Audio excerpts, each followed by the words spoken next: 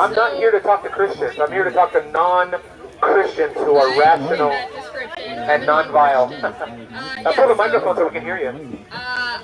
This is more of a history question. Okay. The Bible was written by men. That's what the Bible says. To control men in, 2,000 years ago. No, ma'am, that's not what the Bible says. That's not what the Bible says, but that is what the Bible is. It is a method to control... Tell that to the martyrs who died for the Bible. Who were they controlling? But we're still following those rules, which are spread hate more often than it does love. What do you... The premise is wrong, what you just said. The premise is false. It was written by men. You disagree with that? No, I agree with that. Okay. But I disagree with the motive. Men are sinners. You have said that multiple times yourself. So yes. The Bible is written by sinners, for sinners. Why should we follow it then? So here's the deal. I agree that the Bible was written by men. That's what the Bible says. But the Bible is not written by men that wanted to control anybody. They are conduits of revelation from God. I mean, the Apostle Paul, who wrote the book of Romans and wrote... If you believe that. I've studied the history of Christianity very extensively for over 20 years. I know what happened and how the church developed. No one ever in the true Christian church has used the Bible to control people. That's just simply false. I would like an example. I would like you to give me... Everything today. I would ask you an example, a historian that would support what you're saying. Okay, I'm not a historian, I'm a scientist. I asked you if you have a historian that would support what you're saying. Politicians use religious texts to condone bad things all the time. And sure, anybody can use the Bible for any twisted agenda. But we were talking about the authors of the Bible. Well, I don't know how I'm controlling anybody, but what I'm saying is that the authors of the Bible did not have the agenda to control people with the Bible. It was simply revelation from God. It was to confront people with the Bible and the claims of the Bible, certainly. But it wasn't some, conspiracy to control the masses. The Bible is countercultural.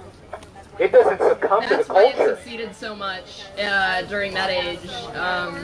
It appealed to... So you don't have a the Christian... class. So you're not a Christian, you said? No. Atheist, agnostic? What's your worldview? Don't know? I believe that there is a higher power. I don't prescribe to a humanistic being that is flawed in and of itself. A humanistic being.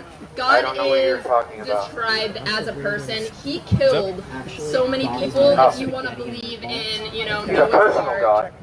He is a personal God. He is flawed. If how as is a non-Christian, a good being, why would they kill so many of the things that they created? Why do we live in a world where so much shit exists? Yeah, the question you're asking actually is Adam and Eve, whatever, but the question you're asking is actually the creation thing. Yeah. Well, the question that she's asking is called theodicy, the question of God and evil. How can a good God punish good people or something like that? Or how can a good God control evil or those kinds of questions? And the answer to that is twofold. Number one, the Bible answers that. God is good and He does good. When He punishes evil, it is good. The reason that evil exists is because there's not a God. As a non-Christian, what is evil? As a non-Christian, what is evil? Does it actually exist? So, if you want to get into what is good and what is evil, that's a pretty petty question on the grand scheme of things, because in the grand scheme of things, we don't really matter. There's an entire fucking universe out there with stuff going on. It's consistent worldview that we don't matter. That's why I've said for years on this campus, I'm a nihilist. Right, without God, you don't have the foundations for morals, meaning, or beauty. Exactly as this non-Christian has just stated. Wow, thanks for saying I'm not moral. Are you vegetarian? No, ma'am. I am. I care about the animals. Oh boy. I'm actually doing stuff in my life that actually According to you, there's no morality. You said it doesn't matter. We have no meaning. Just because nothing matters doesn't mean that you can't. Okay, so... Just because nothing matters what now? Say it again. You can look at it very negatively and take advantage of people, or you can give back and put as much good back into the world. But if nothing matters, what is good? I think you need to rethink your worldview, man. I think you need to rethink your worldview, and I think you do too. I think you know it in your conscience that you don't have a worldview that makes sense. Why? I'm done here. Neither do you. None of us do. Thank you. None of us know what's going on. Don't judge these people, man. You don't know these people. No. You don't know what they believe. I go on to this. Many of these people have a worldview that actually makes sense because they believe in God. Yours doesn't either. Are you kidding me? What do you know? You know no more than I do. Well, according to your worldview, even if I told you something is meaningless, I have to go to physics, which is something that makes sense. sense. Why do physics if nothing matters?